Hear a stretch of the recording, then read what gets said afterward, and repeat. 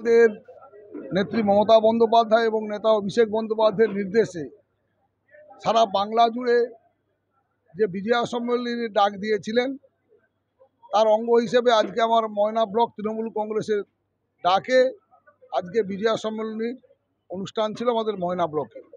এই বিজয়া সম্মেলনী অনুষ্ঠানকে সামনে রেখে গত কয়েকদিন ধরে আমাদের বুথ স্তর থেকে শুরু করে অঞ্চল নেতৃত্ববৃন্দ তারা অক্লান্ত পরিশ্রম করেছেন।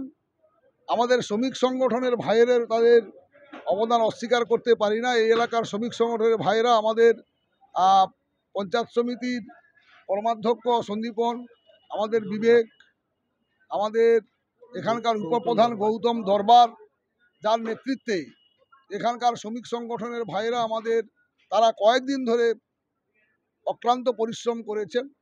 তাদের ধন্যবাদ জানাবো। ধন্যবাদ কৃতজ্ঞতা জানাই জেলা থেকে শুরু করে রাজ্য স্তর পর্যন্ত যারা নেতৃত্বে উপস্থিত ছিলেন।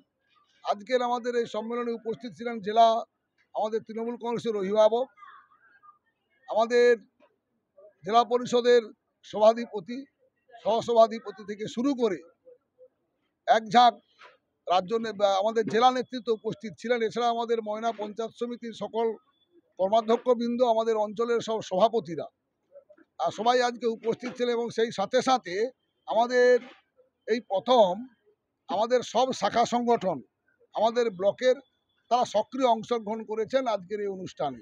আমাদের প্রধানরা, উপপ্রধান থেকে শুরু করে আমাদের বুস্তরের পঞ্চায়েত সদস্যরা তারাও আজকে কয়েকদিন ধরে অক্লান্ত পরিশ্রম করে তারা আজকে প্রোগ্রামটাকে সফল করার জন্য মাঠে নেমেছিলেন।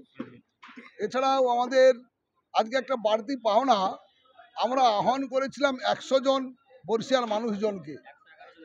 তাদের মধ্যে পর্যন্ত 120 জনের মতো বর্ষিয়ার মানুষ কিন্তু উপস্থিত হয়েছিলেন, যাদেরকে আমরা সম্বর্ধনা দিয়েছিলাম। এই কারণেই যারা দীর্ঘ 35 বছর ধরে বামফ্রন্ট সরকারের বিরুদ্ধে যেমন লড়াই করেছে, সিপিএমের বিরুদ্ধে, হারমাদ বাহিনীর বিরুদ্ধে তারা লড়াই সংগ্রাম করেছে।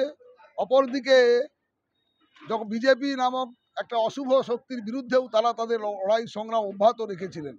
বয়সের কারণে তারা আজকে আমাদের সঙ্গে ততটা সঙ্গ না দিতে পারলেও তারা আমাদের উৎসাহ দিয়েছেন, উপস্থিত আমাদেরকে অনেকটা প্রেরণা জুগিয়েছে। আমাদের মহিলা কর্মীদের উপস্থিতি আজকে চোখে পড়ার মতো।